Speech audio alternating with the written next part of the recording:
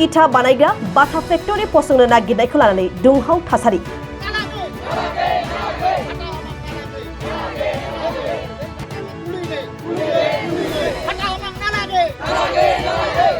ओनसोलनि रायजो राजाफ्रा गोख्रोङै हेंथा खालामदों।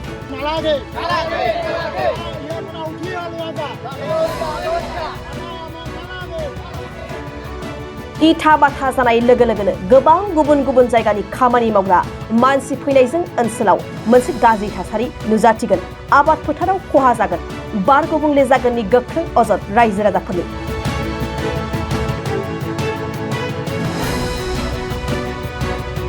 ओनसोलनि रायजो राजाफोरनि जेबो गनायथि लायाबालानो फसंदों इटा बाथाखौ। 7 साननि गेजेराव इटा बाथाखौ बोखारफिननो थाखाय दाबि दैखांदों इटा बाथानि बिगोमाखौ।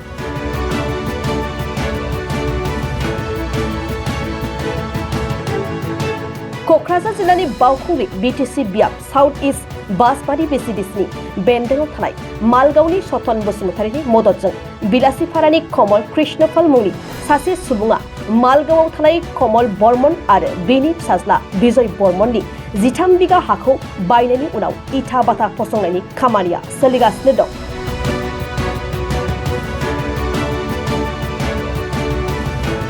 अदेबानि बे इटा बाथा फसंनायनि सायाव गोख्रों हेंथा खालामदों मालगाव ओनसोलनि रायजो राजाफ्रा। इयुनाव ओनसोलनि रायजो राजाफोरनि थाखाय गोबां जेंना लाबोगोन होनना गनायथि होआखै रायजो राजाफ्रा।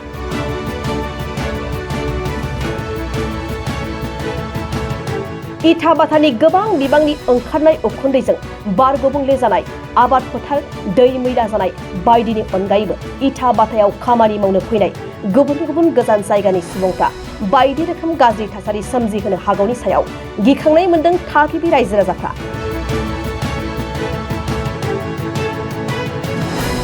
मालगाव ओनसोलनि 62 गामिनि रायजो राजाफ्रा ओंखारनानै गोख्रों राहा लागोन होनना फोरमायथिनायजों लोगोसे बे बिथिंनि सायाव नोजोर होनो थाखाय बिटिसि सरकारनिसिमबो खावलायहरदों रायजो राजाफ्रा।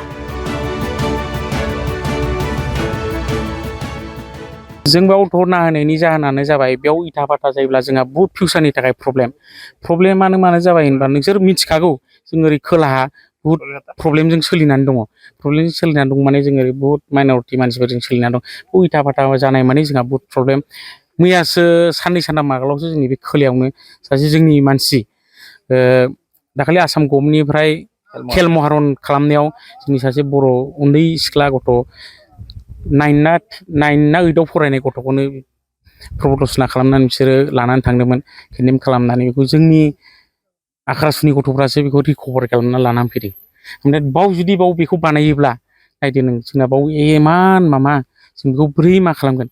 दा बेयावनो जुदि जों खालामब्ला जों बेखौनो नांगौबा बेलेगाव लांनानै बानायो, दाउ दाबानायथों आरो जों खामानि मावग्राफोर बायरानि कम्पानि मालिकआ बायरानि। जों खोनादों बिलासिपारानिसो खोनादों जों खामानि मावग्राया बायरानि, सोरबा सोरबा केरेलानि अबेबा फैलाबायनाय बेखौनो जों अपसन खालामदों आरो। जिल्ला खुंथायनोथ' दाखालिनो होदोंमोन, डिसि सारनोबो होदोंमोन, एडिसि मेडामनोबो होदोंमोन, ओमफ्राय फरेस्ट सिटियावबो होदोंमन। दा बिसोरो होनदोंमोन बेनो सिटि माबायाव होदोंमोन, जोङो सार्केल अफिसारावबो होदोंमोन। ओमफ्राय बिसोरो इलेक्सननि थाखाय माबा होनदोंमोन। दाथ' बिसोरो उइदाउट एनअसि माबायदि खामानि मावदों नोंथांमोन नायदों, माबायदि खामानि मावगासिनो दं गामिनि रायजो राजाजों बिसोर खुनु कनसाल्ट गैया। ओमफ्राय बिसोरो मा खालामदों, गामिनि गावबुराफोरनि सहि लादों होननानै डुप्लिकेट सहि खालामदों। गामिनि गावबुराया सहि होआखै बिसोरनो, बेखौनो बिसोर जुदि जर जबरदस्ति खालामोब्ला जों बेखौ बिसोरनो 7 दिन समाय होबाय। 7 दिन समायाव जुदि बिसोर बेखौ बोखांनानै लाङाब्ला जों बेखौ 7 गामिनि मानसिफोरजों रायजो राजा ज' लानानै नोंसिनि मिडियाखौ लानानै जों बेखौ माबा मोनसे बेब'स्था खालामगोन। जों बेखौ बुखुजोबगोन, रायजोनि मानसि लानानै जों 7 गामिनि मानसि आरो उइथ नोंसिनि मिडियानि मानसि लानानै जों बेखौ बोखांगोन। माने गोबां खथि जानाय आरो खथिया बोरै जागोनबा फारसेनिफ्राय बेथ' गोजाननि मानसिसो खामानि मावफैगोन, जोंनि मानसियाथ' खामानि मावनाय नङा। फारसेथिं आबादनिफ्राय दैनि प्रब्लेम जागोन, ओमफ्राय प्रदुसननि प्रब्लेम जागोन, प्लास मानसिनि थांलाय फैलाय बेबो प्रब्लेम जागोन। आरो बेबायदि मावफैग्रा मानसिखौथ' आं बे मथे बारा मोजां मोनखाया आङो। बिसिना कारेक्टारा जोंनिजों बनिया। मानो होनबा जोंनि ओरै जेनेबा धुबुरी डिस्ट्रिक्टनि मानसिजों केरेलानि मानसि मावफैयोबा बा बिहारनि मानसियानो मावफैगोन, जिहेतु जोंनि कारेक्टारजों सोलिनाय नङा गावसोरनि गोसो बायदिसो बानायगोन आरो दिनै बन मोनसे लाइ मोनसे दंफां लाइफांबो थानाय नङा गाबोननो ओंखाम ओंख्रि संनो नङा बन लायगोन बिसोरो जोंनाव बागानाव हाबहैगोन आरो ओरै जोंनि माखासे समाज जेनेबा आइजोफोरखौनो होन आजिखालिथ' बाहेरा मानसिया गोबां लांनाय खोनायो बेबादि आरो फारसेथिं ओरै जोंथिं मोसौ सिखाव अमा सिखाव जालागासिनो थायो मोसौबो लायनो थाङो हरमानि नेबाय थानांगौ जोङो बोरमाबो लाङो लामा मानि बेफोर प्रब्लेमा बांसिन जागोन आरो खाथि खालानि दैफोराबो रानगोन ओमफ्राय ओरै प्रदुसनाबो बिदुङाबो बांसिन जागोन जोंनि माबाया जायखिजाया मिथिंगाया एसेबाबो खथि जागोन आरो आं बेखौ बुंनानै दोनथ'बाय जों बेखौ बानायहोआ आरो बानायनायाथ' बानायहोखाया जोङो आरो जोङो 7 दिन समायबा 7 दिन समाय होनायाव जोङो